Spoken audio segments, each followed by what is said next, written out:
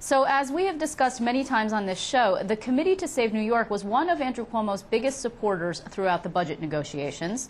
This business-backed organization said that it raised $10 million to pay for an ad campaign touting the governor's spending proposal. But in the end, the budget battle was more like a skirmish, and the governor got almost everything he wanted. So that leaves the committee with a lot of leftover money. Like the governor, the committee has now turned its attention to post-budget issues, but not all of its members are necessarily in sync with what the governor wants. Steve Spinola, president of the Real Estate Board of New York, was a major committee player. He's joining us from New York City tonight. Steve, thanks very much for your time. Thanks for having me, Liz. It's great to see you. So let me first start off by asking you this. Do you believe that what the committee wanted to do helped the governor and in the end was instrumental in helping him get the on-time budget? I don't think there's any question that the voice of the business community, speaking out as we did, was very helpful in focusing the issues and getting a budget that was done on time, but more importantly, a budget that we can live with financially, that $10 billion was cut and not a single tax increase. So yes, I do believe we played a major role. And how instrumental was the governor himself in crafting your strategy? I mean, I know you were in touch with them to some degree, or at least with the administration, but was he involved? No, I never spoke to the governor on the Committee to Save New York, nor to anyone else in the administration. We hired some consultants. We had some communication among the business leaders, and we put forward a plan. I don't think it was at odds with where the governor wanted us to go, but I didn't have any direct communication on the Committee to Save New York. I spoke to the governor on other things, but not about our efforts. So here's the thing, though. What ended up happening, in part because the governor was so deft politically at cutting out 1199 and Greater New York Hospital Association by getting them to the table and making them part of the Medicaid reform process, they didn't go to war with him. So in the end, the committee didn't need to spend as much as it might have to go to war. I mean, that just you ran some ads, but you didn't spend all of that $10 million. So how much do you have left? We've got probably more than half left, and we expect, though, that we will be spending it. We don't think the effort is over. There's still a proposal to pass a property tax cap, but there's still a need for mandate relief, and these are important issues to the business community. And there's still talk on the other side that they still want to impose a tax on so-called millionaires. And so we're not going away. We're currently running some ads right now, and we're prepared to run additional ads between now and June.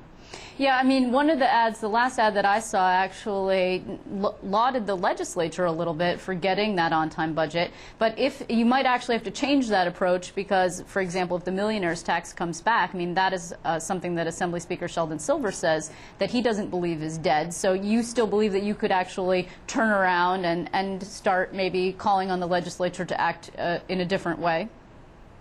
I don't think there's any question. I believe we should congratulate the legislature when they do the right things, and that should permit us to criticize the legislature when we disagree with them, and that's what we will do. See, here's the thing. You and I actually spoke when this committee was first established, and I spoke a little bit with you about special interests, these sort of amorphous special interests, whatever that meant. And the governor himself spoke about the victory against the special interests when he put out a web video touting the on-time budget.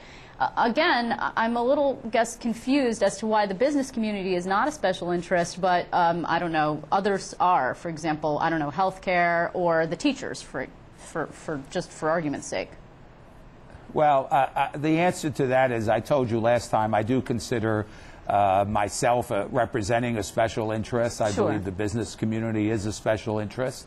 And I think the governor was talking about defeating special interests that were working against the financial common sense approach that he has put forward. And so special interests really help make government work. And when you agree with them, they're a wonderful special interest. When you disagree with them, they're a terrible special interest. Well, here's the thing, though. It's like... Go ahead. It's like... No, it's like when I once asked a political leader about the issue of bossism, and he said to me, you know, if they're against you, you're a boss. If they're with you, you're a leader. So here's the thing. You, as the leader of REBNY, which is the shorthand for the name of your organization, have a particular interest in rent control. And I'm not necessarily certain. You should tell me, actually, because I'm not clear. If the governor wants to strengthen and expand the rent control laws, which expire on June 15th, doesn't that put you a little bit at odds with him? There's no question we're at odds with the governor on numerous issues. Where he stands specifically on rent regulations is that he has said he wants to expand the protection for tenants. Our position is that we believe that rent regulations should be extended, but that it should basically be an extension of the current law, which will probably lead to the end of rent regulations in about 150 years. But so we have a difference of opinion with the governor on this issue, and I'm sure we have a difference of opinion on other matters. That doesn't mean we can't support a fiscally sound budget and support him when we are in agreement. But will that mean that the Committee to Save New York won't be advertising about rent control? It will not. We made a decision very early that we were going to limit our focus on the fiscal budget situation and the kind of tax questions that were mainly focused on the so-called millionaires tax. Yeah, you know, actually, it was during the budget talks, the rent control issue was tied to the property tax cap, on again, off again, on again, and it seemed at one point that the governor wanted to do it as part of the budget, and then it ended up that it was not in the budget. Did you have a preference? Because, you know, arguably, that was the strongest point for the people who want rent control to be strengthened and extended. But were you willing to see that as part of the budget? The truth is we had serious discussions, not just with the governor, but with the speaker and with the majority leader in the Senate regarding what the rent control laws would end up being. And there were days in which, you're right, it was the intention to try to make it happen for the budget. I would like to see the rent regulation process be brought to a head and that we resolve it. Nobody should pretend, and the other side is trying to advocate that rent regulations are going to go away and everybody is going to be threatened. The truth of the matter is that I expect rent regulations will be extended long before June 15th. That is my objective. That is my goal. I don't believe that we should be increasing rent regulations to make it more difficult for owners to be able to economically run their buildings.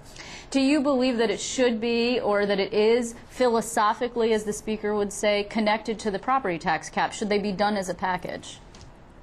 I don't know what isn't linked in Albany. I mean, everything is linked. And so if somebody around the table thinks that something is linked, then they're linked. And the good news for me is I don't actually have a vote, and so all I can do is advocate our position.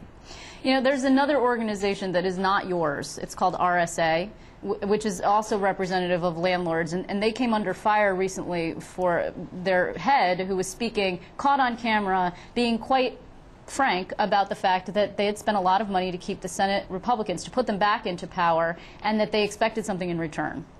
Did that hurt your cause, do you think? I think that I'll let Joe answer, Joe Strasburg answer for himself. I don't believe the legislature is controlled by any outside force, and I think when you're speaking to your own people, frequently you get a little bit more excited and talk about what you think and praise your supporters. And clearly, there's no question in my mind that the Senate Republican leadership philosophically is closer to our position on rent regulations than the Democratic leadership is. And I think that's fundamentally what Joe was saying. And just in parting, before we run out of time here, I want to ask you about a report that has nothing to do with rent regulations, but it does have to do with the Khalil Sheikh Mohammed trials. And apparently you were the first person to sound the alarm on that. So those who don't support that in New York City should thank you. Is that true? Well, I don't know if I was first. I do know that we spoke to numerous people in the Obama administration, and then we started a website. We started a push. I think that the Real Estate Board of New York, along with Julie Menon at Community Board 1, together were the early voices and really made a difference for this decision. And so I'm grateful for the city of New York that the president made this correct decision. Well, I want to thank you very much, Steve Spinola. I'm sure we're going to be seeing you in the halls of Albany in the meantime. Thanks very much for joining us this evening. Thank you very much, Liz.